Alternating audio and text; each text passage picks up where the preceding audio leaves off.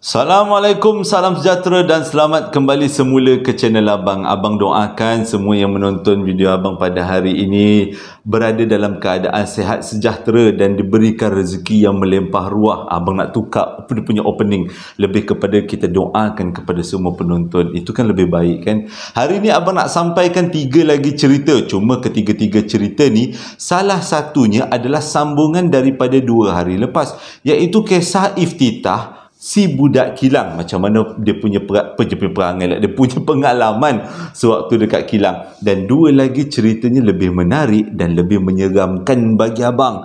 Abang dapat ketiga-tiga cerita ni, 2 daripadanya daripada email, tapi 1 abang dapat daripada voice mail. Kalau WhatsApp, kita voice WhatsApp tu tapi dalam bentuk suara, jarang-jarang abang dapat macam tu. Selalunya sama ada abang call ataupun dapat email. Jadi tanpa berlengah lagi, jom kita dengarkan ketiga-tiga cerita ni. Moga-moga ada iktibar untuk kita semua.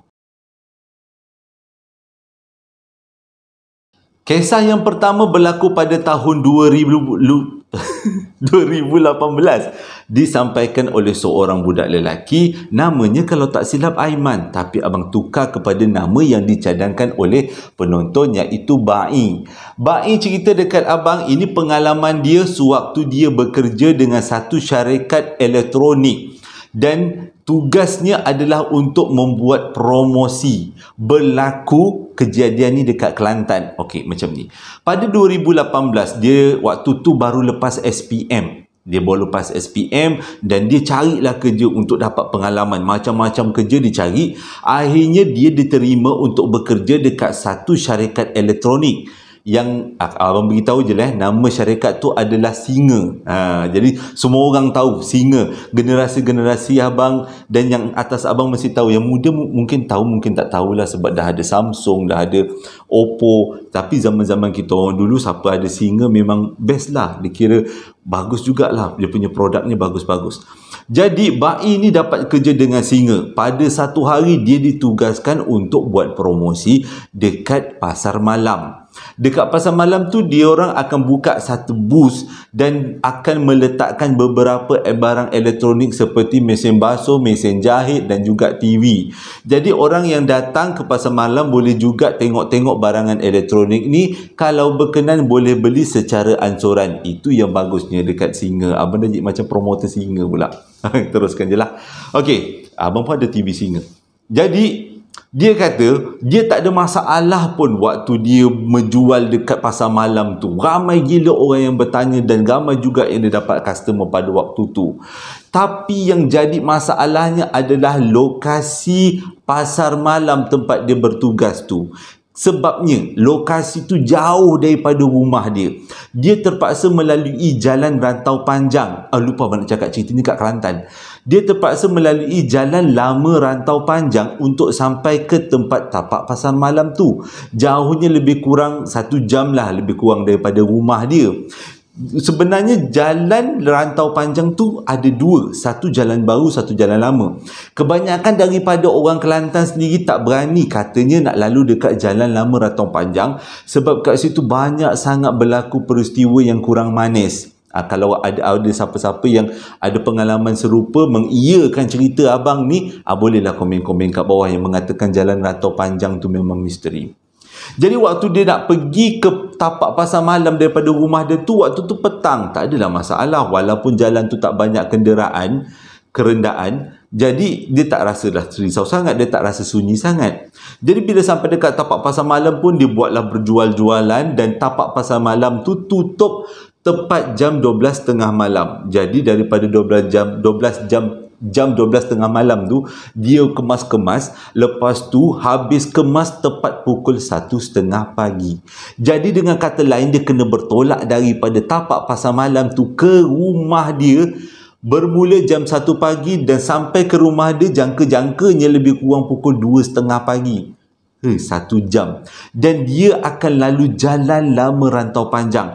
Waktu tu Bai dah ready. Apa-apa yang berlaku dia akan hadap aja. Yang diingat Allah Ta'ala, Tuhan Yang Maha Esa, Allahumma salli ala sayyidina Muhammad. Apa-apa bacaan dia dah semat dekat dalam kepala.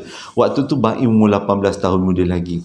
Jadi dia kata dia mulalah kan perjalanan daripada tapak pasar malam tu pukul 1:30 pagi ni. Naik motor, duk, tak ada masalah. Perjalanan cantik. Kawasan tu dia kata banyak kabus lah pada waktu tu. Banyak kabus dan suasana lebih sejuk. Tapi seperti yang tidak dijangka, tengah-tengah perjalanan perut dia sakit. Memulas-mulas, dia kata takkanlah dia nak terber dekat atas motor. Ber tu maksudnya berak. Itu bahasa abang dengan kawan-kawan abang masa zaman sekolah dulu.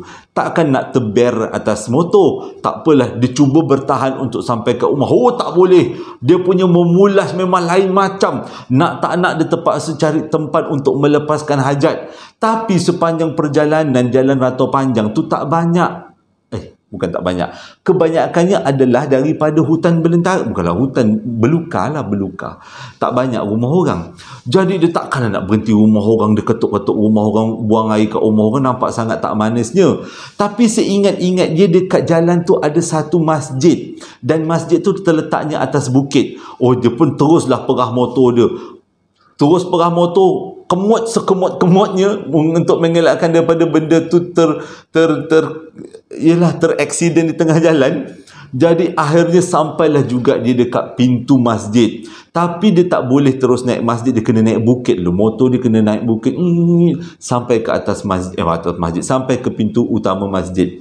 Jadi dia kata waktu nak naik tu gigih jugalah motor dia naik ke atas tu. Tapi tak apalah juga, berkat doa dia kata akhirnya motor dia sampai betul-betul dekat depan masjid tu. Dan dia pun tak fikir, dia dah tak ingat lah masjid tu buka lampu ke, seram ke, dia tak ingat. Yang diingat adalah perut dia perlu melepaskan sesuatu yang tertangguh. Jadi dia pun masuk dalam masjid, dia pun cari keliling nak cari mana tandas. Tandasnya dekat je, tapi dia terpusing jauh pula. Oh, dah perut dah tak boleh nak cakap lah. Memang dalam keadaan kritikal. Sampai dekat tandas, dia buka lampu tandas, mujurlah tandas tu tak dikunci. Dia pun masuk dekat dalam bilik air, dia buang apa yang patut. Dia kata waktu tu memerut, sakit sangat perut dia. Agaknya dia kata sebelum tu ada benda yang dia tersalah makan. Yelah, biasalah kalau orang jualan dekat pasar malam, dia beli, lepas tu ada yang tak kena dengan perut dia. Yelah, kalau kita makan sesuatu yang tak kena dengan kita punya perut, kadang-kadang perut kita meragam. Abang tak boleh beli salah kopi je perut abang mulalah meragam. Dia punya meletup dia memang kalah gunung berapi. Kalau kopi lah, macam tu lah juga dengan bayi ni.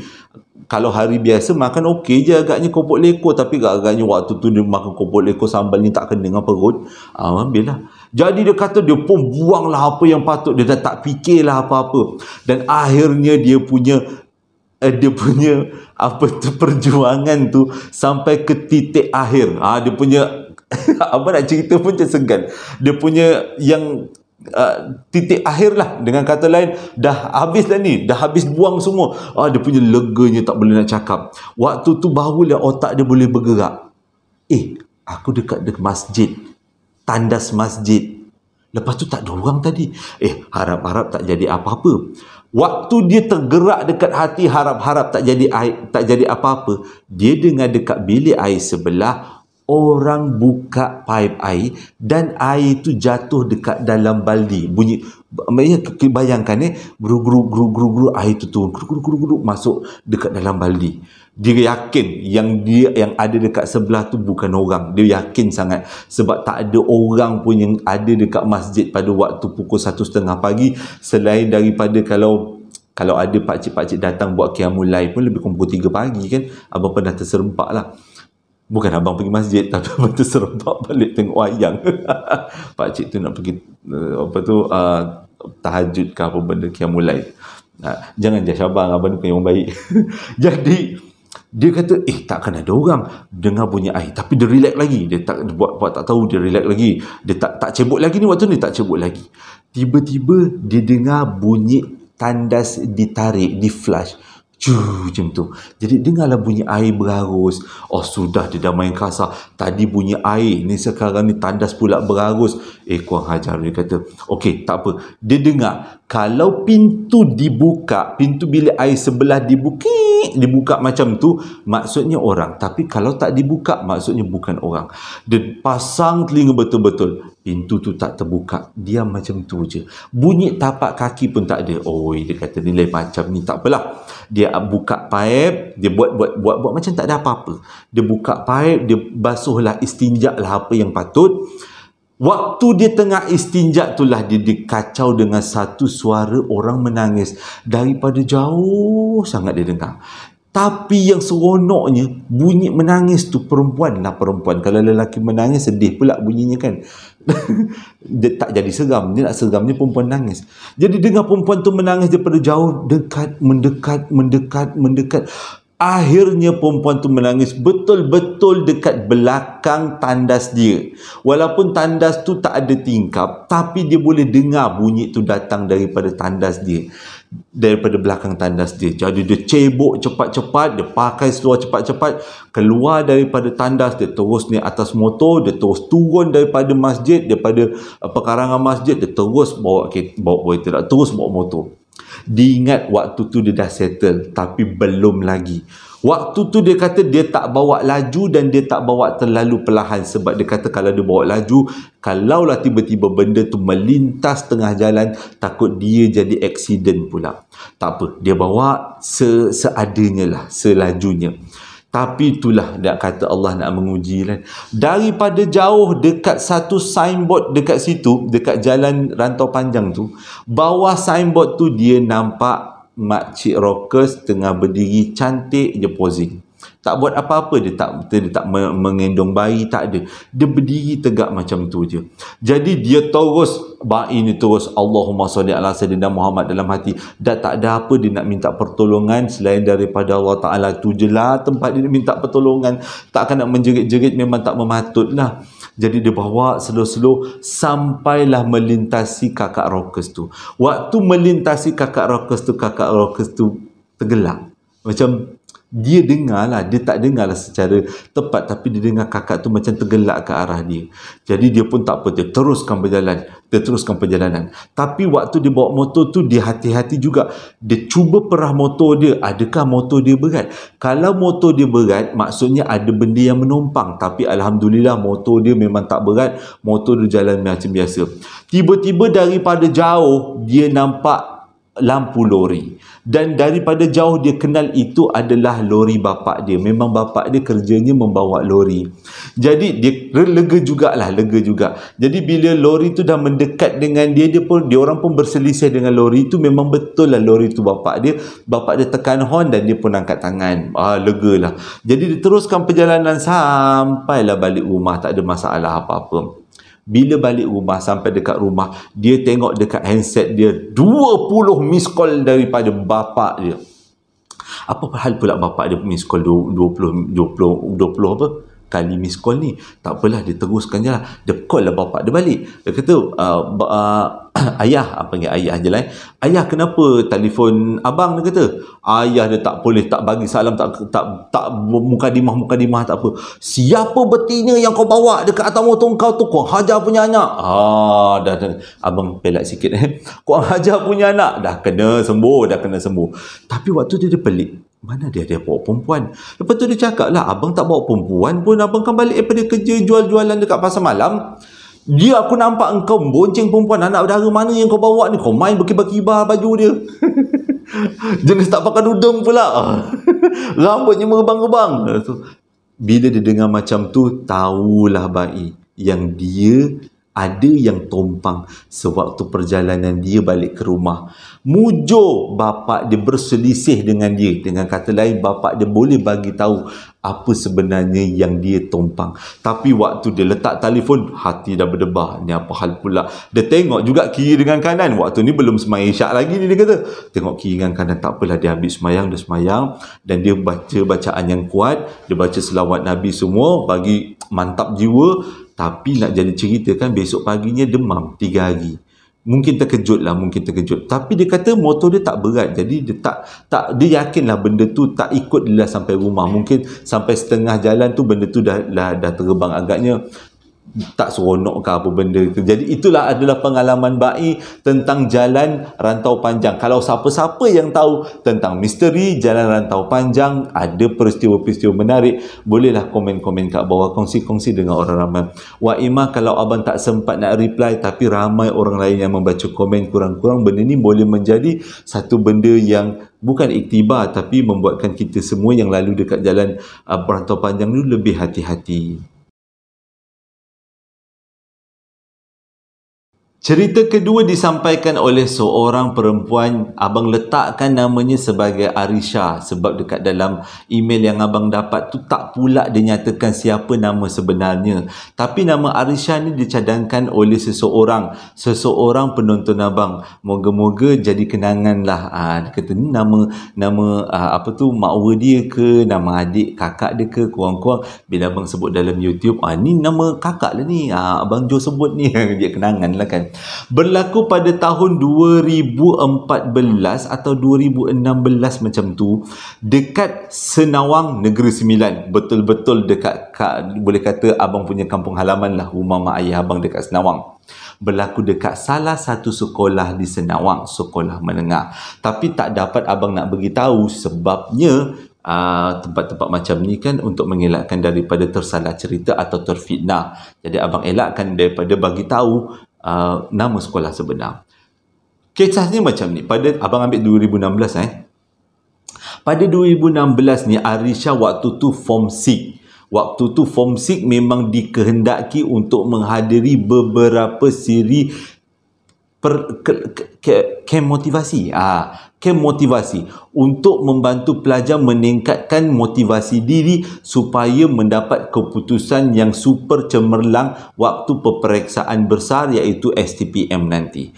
Jadi selalunya tingkatan 6 atau form 6 ni memang banyak siri camp motivasi ataupun jenis-jenis macam tu, dan selalunya diorang akan buat dekat satu tapak perkemahan. Tapi pada kali ini pihak sekolah tak ada banyak bajet.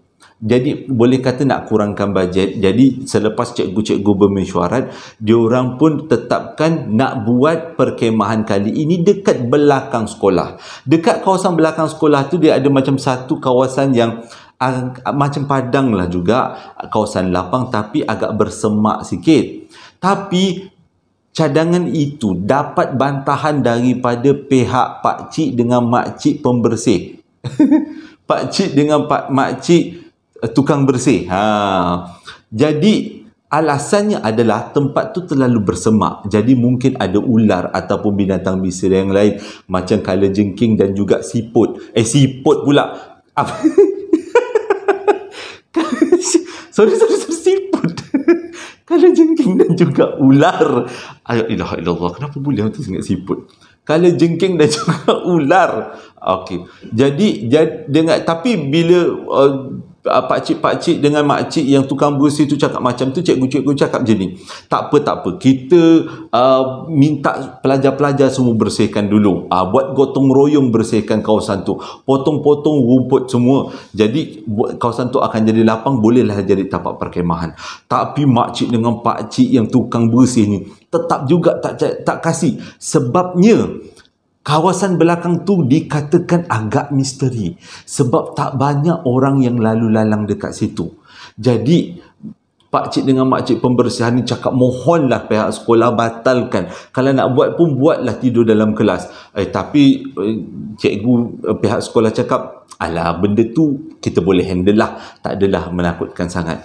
Jadi seperti hari yang dijanjikan, perkemahan tu bermula pada Jumaat, Sabtu dan Ahad. Jadi pelajar-pelajar datang pada hari Jumaat tu, petang tu, diorang diminta untuk bersihkan keseluruhan kawasan lapang belakang sekolah. Jadi ramai-ramailah bergotong royong, memotong rumput, menebas rumput semua. Tapi bila dah habis kawasan tu dilicinkan, dibersihkan, ada lebih kurang 3-4 orang pelajar yang tiba-tiba demam. Lepas tu 4-5 orang pelajar tiba-tiba mengadu sakit-sakit badan. Ditambah pula ada 3-4 pelajar yang sakit-sakit badan ni ada kesan-kesan gigit, lebam-lebam. Lebam-lebam yang pelik, bukan lebam-lebam yang disebabkan oleh hama ke ataupun disebabkan oleh sakit ke apa benda. Tak, lebam-lebam yang pelik. Seolah-olah katanya macam digigit makcik Rockers. Abang pun tak tahulah macam mana gigitan makcik Rockers. Nanti kongsilah kat bawah kalau mana-mana yang ada pengalaman digigit makcik Rockers. Jadi bila dah macam tu, pihak sekolah kata tak apalah, ini mungkinlah sakit-sakit. Alah, sakit-sakit biasa je ni. Manja ni. Teruskan perkemahan. Jadi, diorang pun dirikan kemah. Teruskanlah aktiviti. Tapi tak sampai pun sebelum isyak belum masuk waktu tu, histeria berlaku besar-besaran dekat situ. Bila seorang dah kena histeria, dia akan berjangkit pada orang lain. Baik lelaki, baik perempuan, ramai yang tumbang. Dan terpaksa minta bantuan daripada pihak bomba yang dekat dengan situ. Dan juga minta tolong daripada ustaz-ustaz yang duduk di kawasan perumahan yang berdekatan dengan sekolah tu. Dan juga ustaz-ustaz yang bertugas dekat sekolah tu. Ramai-ramai turun tangan. Tu bagi sumbangan. Maksud abang menolonglah kan. Nak handle benda ni. Dia punya histeria ni besar-besaran. Waktu tu Arisha cakap mujur dia tak kena histeria. Walaupun dia kata itulah kali pertama dia tengok orang terjerit-jerit kena histeria depan dia. Tapi dia tak terlalu takut. Dia kata dia pernah dengar orang cakap kalau kita terlalu takut nanti histeria tu akan menjangkit kat kita dan kita pun sama-sama join the group. Histeria lah sama-sama. Jadi peristiwa tu sangat besar sebabnya diorang tu nak dipulihkan daripada histeria memakan masa satu malam.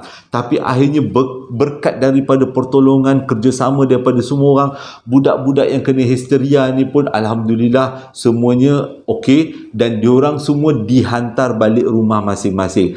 Jadi walaupun perkemahan camp motivasi tu diteruskan, tapi budak-budak histeria tu tak dapatlah nak join sebab takut nanti bagi kesan yang buruk.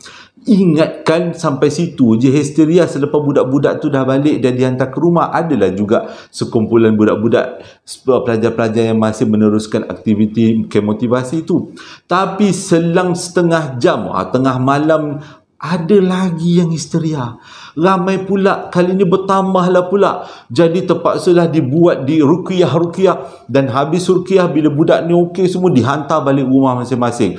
Yang tinggal tu adalah 2-3 ketul. Jadi cikgu-cikgu buat keputusan, kita sampai malam ni je lah, kita tidur, esok pagi baliklah rumah masing-masing. Kita tak jadi, kita batalkan camp motivasi. Jadi Alhamdulillah, kata Arisha, sampai situ je diorang ni semua pergi camp motivasi. Dan lepas tu besoknya semua orang balik. Kecoh lah esoknya Isnin tu bila datang sekolah.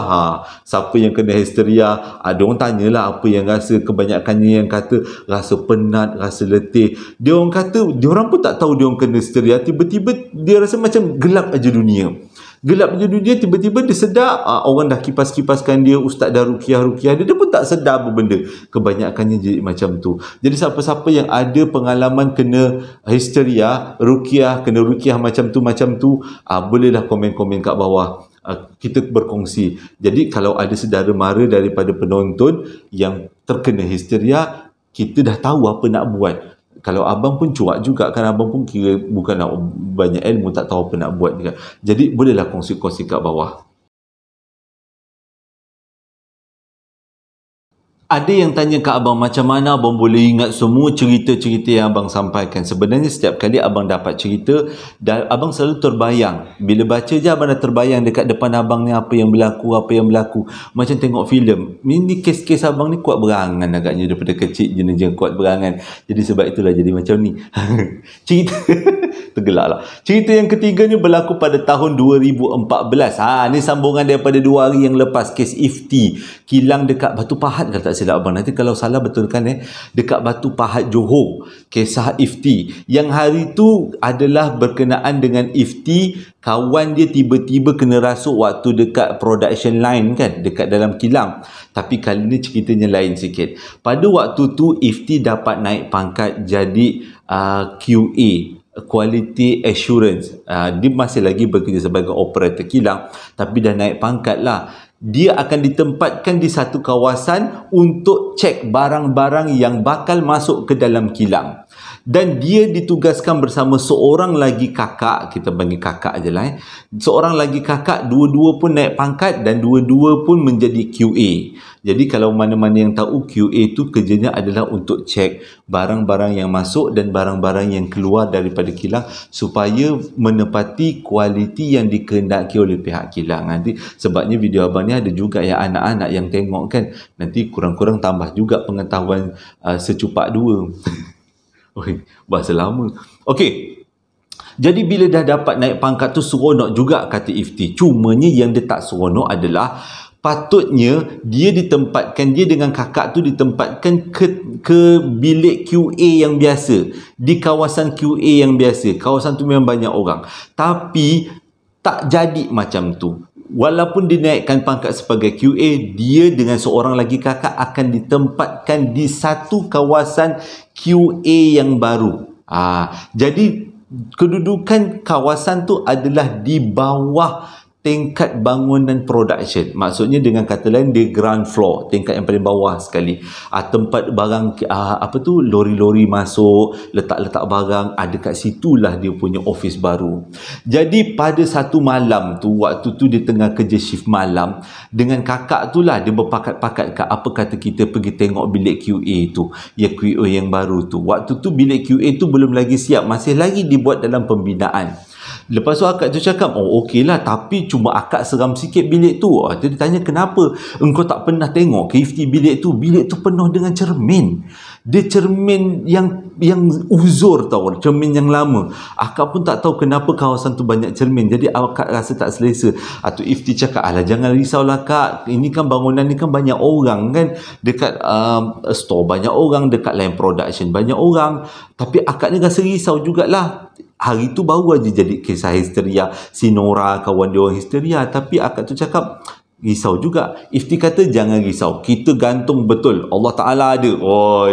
Ifti kira berani juga waktu tu. Jadi diorang pun ambil lift untuk turun ke bawah, ke tingkat paling bawah, ke kawasan QA yang baru, dekat tempat kerja diorang yang baru. Jadi bila dia sampai kat situ, kawasan tu gelap gila dan bersepah-sepah, sebab masih lagi dalam pembinaan. Diorang pun buka lampu agak terang lah dekat kawasan tu.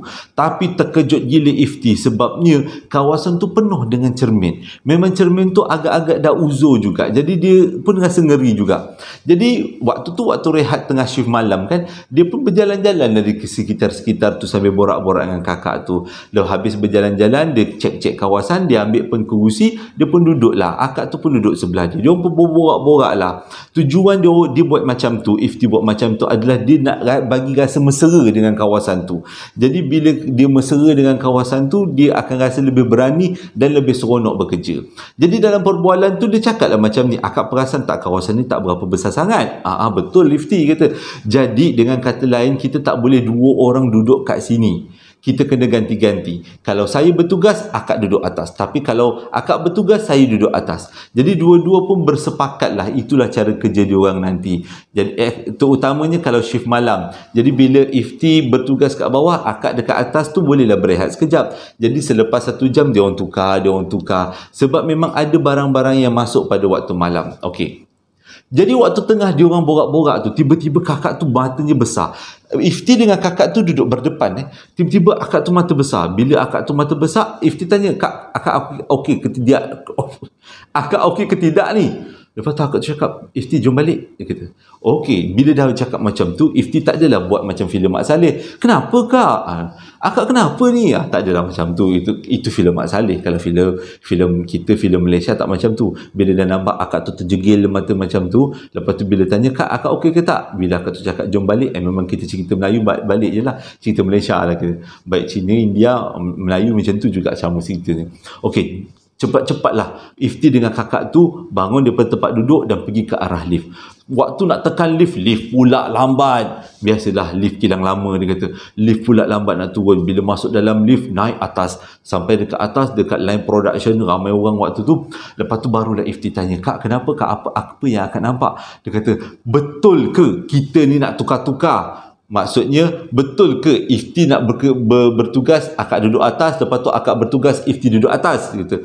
Waktu akan datang nanti. Lepas tu Ifti kata, okey, betul je lah, tak ada masalah kan, kawasan tu tak adalah besar sangat, kecil. Kau perasan tak tadi dekat belakang kau, dekat dalam cermin, ada perempuan. Ada perempuan dekat dalam cermin, bukan kau. Tak nampaklah mengibai-ngibai bajunya, rambutnya. Tak, tapi ada perempuan dalam cermin. Abang pula seram. Seram lah. Atau Ifti kata, saya tak rasa apa-apa kak, saya tak rasa meremang-remang. Ya Allah Ifti, kalau kau pusing kepala kau pusing ke belakang, kau nampak kau mesti cuak. Cuma akak ni, sebab akak dah berusia kan, dia kata, jadi bila akak nampak tu, akak boleh handle. Tapi akak takut kalau kau nampak dengan kawan kau sekali meloncat lepas tu. Lepas tu bila dengar macam tu, dah Ifti pula takut. Alah, macam mana ni kak, macam mana ni kak? Tu dia tanya, akak rasa benda tu ikut tak dengan kita sampai sekarang? Atau aku cakap tak ada, sebab bila kita masuk dalam lift, akak masih nampak benda tu dekat dalam cermin, tapi benda tu dah makin menjauh ke belakang. Jadi Ifti kata, oh lega jugalah. Jadi diorang buat ketetapan, sejak daripada tu diorang akan bekerja dua-dua dekat bilik QA dekat kawasan baru tu. Dia tak ada seorang atas, seorang bawah, seorang atas, tak ada. Dua-dua akan bekerja di tempat yang sama, di masa yang sama. Tak kisahlah shift malam ke, shift pagi ke, shift petang ke, dia orang tetap sama-sama. Tapi ikut Siti Ifti, alhamdulillah sepanjang dia dengan kakak tu tak jadi apa-apa, semuanya okey. Sebabnya sebelum dia orang masuk kerja, dia orang dah minta seorang abang untuk tawar-tawarkan kawasan tu. Jadi abang tu dah buat azan-azan, selawat-selawat Nabi. Alhamdulillah tak ada apa-apa gangguan sampailah Ifti berhenti kerja.